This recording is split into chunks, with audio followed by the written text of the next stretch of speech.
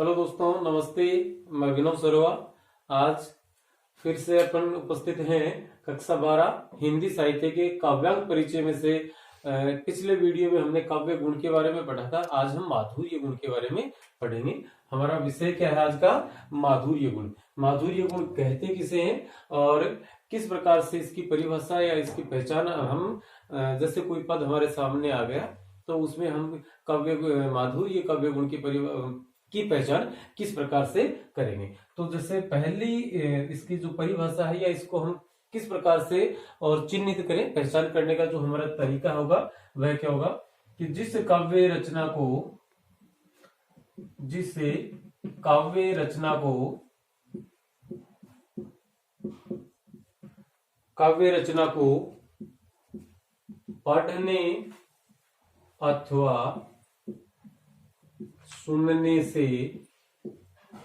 पढ़ने अथवा सुनने से पाठक अथवा श्रोता का मन प्रफुल्लित हो जाता है या चित्त प्रफुल्लित मतलब प्रसन्न। प्रफुल्लित का अर्थ यहां पर हम क्या मानेंगे? प्रसन्न। चित्त प्रफुल्लित हो जाता है तो ऐसी रचना में माधुर्य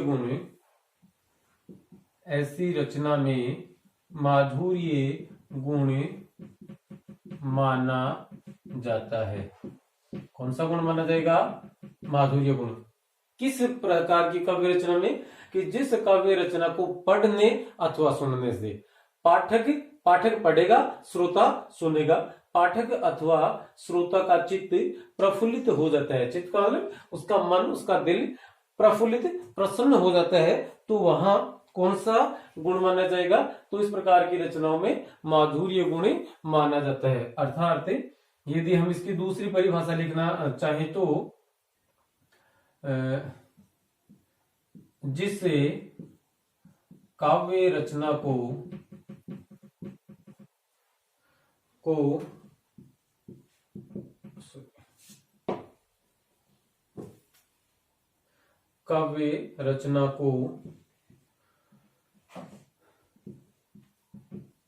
पढ़ने अथवा सुनने से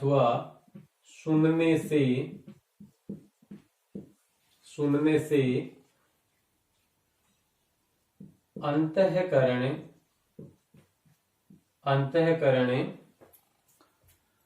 उल्लास से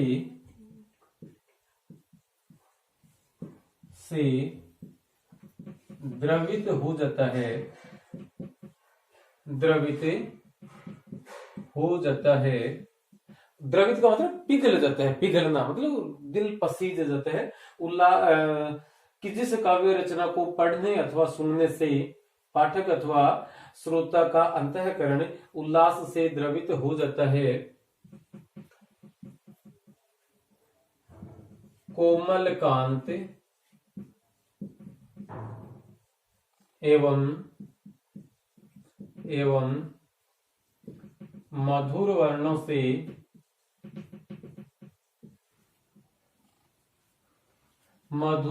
से युक्त ऐसी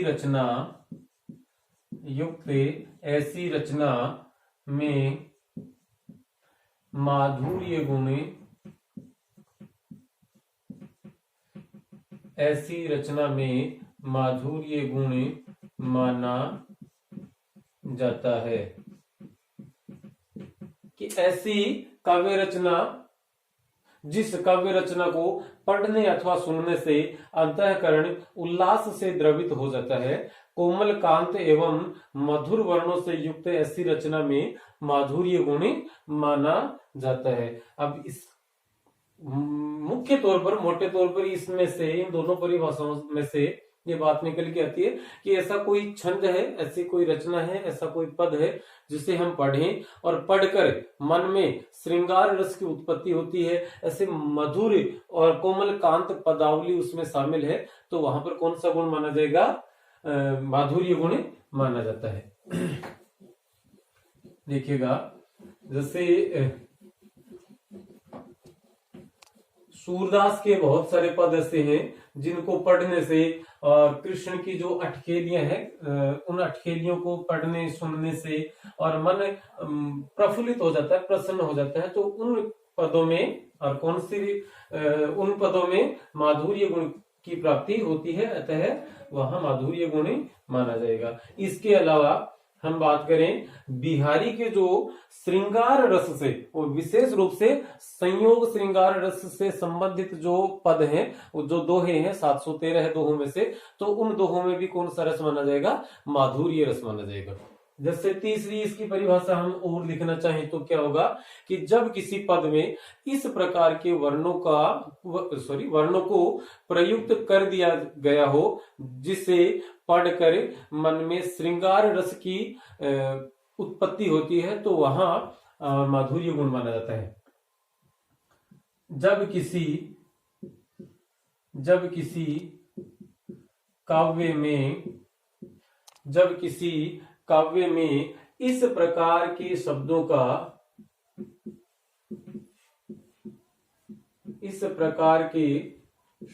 का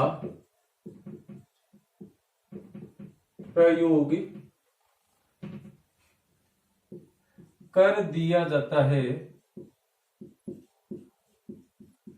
कि उसे पढ़कर अथवा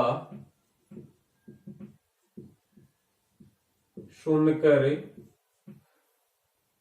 श्रृंगार रस की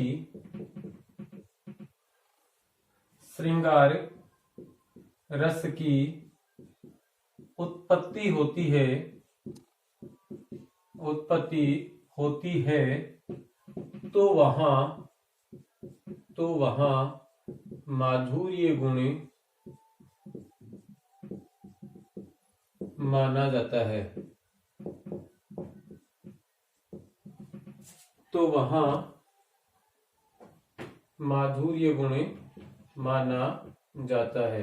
यहाँ दोस्तों कि जिस रचना को, जिस काव्य को पढ़कर अथवा सुनकर श्रृंगार रस की उत्पत्ति होती है, तो वहां कौन सा गुण माना जाएगा? माधुर्य गुण। एक देखिएगा, एक तो ये रूप लिखा हुआ है बोर्ड पे, ये रूप लिखा हुआ है। कई दफा हम देखते हैं कुछ बच्चे या कुछ टीचर साथी भी, अध्यापक साथी भी इस प्रकार से लिख देते हैं, तो शुद्ध वर्तनी जो है वह रूप ये है। ये जो रूप है वो गलत है। इसमें श है, तालव्य से है, और से में रे भी लगा दिया आपने और री की मात्रा भी लगा दी, री भी लगी, तो दो स्वर एक साथ इसमें जोड़ देते हैं। चूंकि यह वर्तनी अशुद्ध है, इसलिए यदि हमारे लेखन में इस प्रकार की वर्तनी भूलवश या अज्ञानतावश शामिल हो चुकी है तो हम इसे सुधारें। ये शुद्ध रूप इसका ये है, मतलब से है और से में री की मात्रा है, श्रृंगार। इसका यदि हमें विश्लेषण करना पड़े तो मैं इसका विश्लेषण जैसे यहां कर रहा हूं।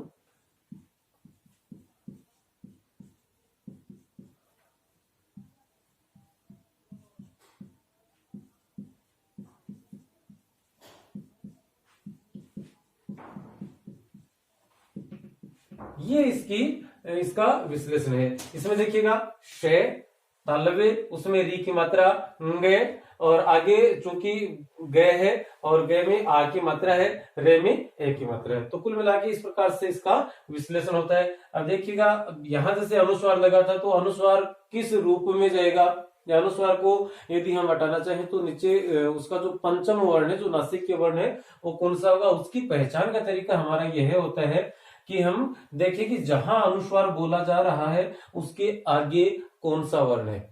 जो वर्ण उसके ठीक आगे है उसी वर्ण का पंचम वर्ण हम वहां लिखेंगे। तो चूंकि यहाँ अनुस्वार के आगे क्या है? गे। गे के वाले वर्ग का है, के वर्ग का अंतिम या नासिक वर्ण गे है, तो यहां हम लिखेंगे श्रृंगार। इस प्रकार से ये रूप सामने आएगा। जैसे हम और देखें जैसे हम लिखते हैं, जैसे हमने पंप लिखा, पंप को अनुस्वार हटा के हमें नीचे पंचम वर्ण का रूप लिखना है, तो क्या लिखेंगे, पे लिख दिया। अब अनुस्वार यहां बोला जा रहा है, इसके ठीक आगे क्या है, पे है। पे वर्ग का अंतिम या पंचम वर्ण क्या होता है, मैं होता है।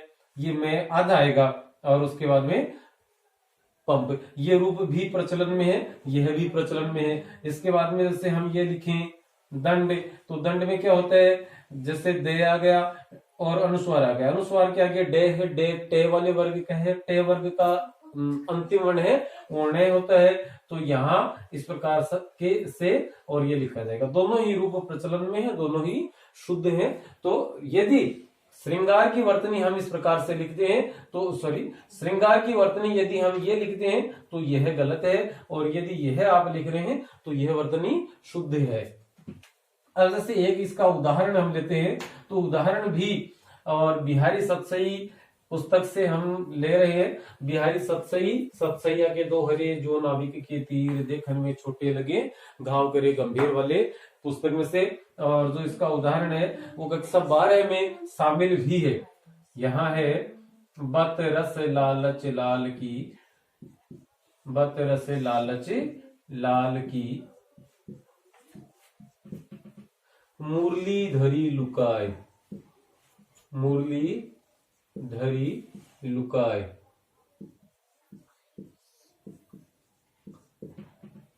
सौह करे,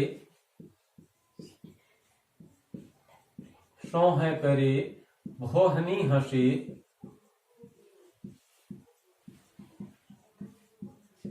हंसे देन कहे नटी जाए, देन कहे नटी जाए। नटी का मतलब, नटने का मतलब होता है मना करना।